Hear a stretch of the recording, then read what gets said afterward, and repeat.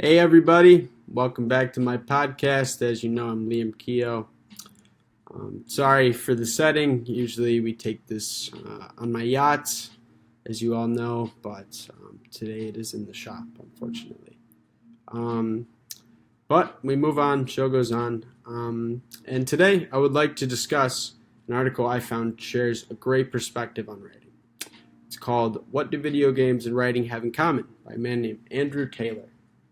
Andrew, he's a simple man. He's graduated from Western Michigan, and he continued his career in literary criticism as of today. So yeah, he's earned his stripes.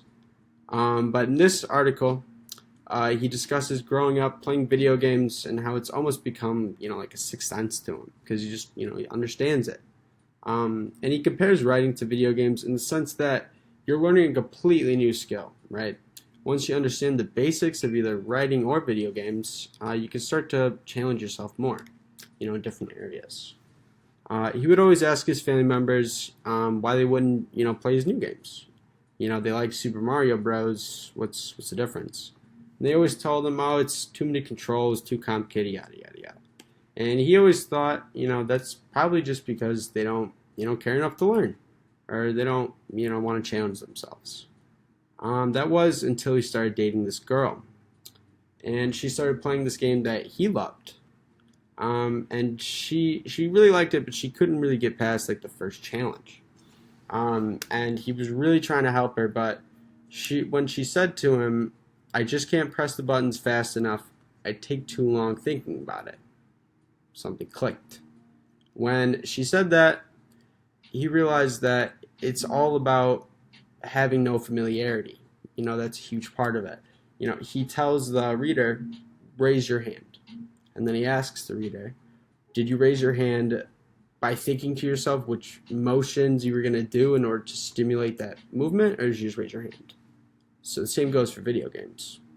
He even goes as far to say, why go through all the mental strain considering possibilities that are not feasible when you can narrow your options and choose what you think will work best?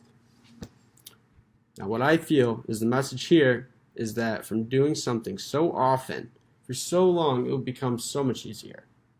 It almost becomes second nature. We start to establish our understanding of the world, that we're experiencing, whether that's the world of writing or the world of Super Mario Bros.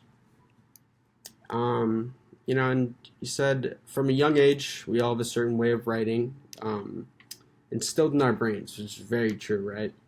It may seem difficult to write using other genre conventions or doing different stuff, but using the knowledge that we have, we can establish some boundaries and, complete any task, really. In video games, we need to explore around and see which tools we should use, right? Same goes for writing. However, writing can be much more broad.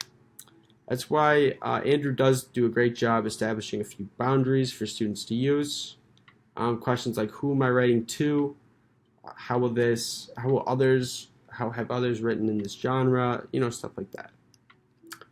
So yeah, there's really a lot to learn from this article. I feel like it would help a lot of students. If you would like, I would highly recommend to give it a read. Thanks for listening to my podcast, and I'll see you next week.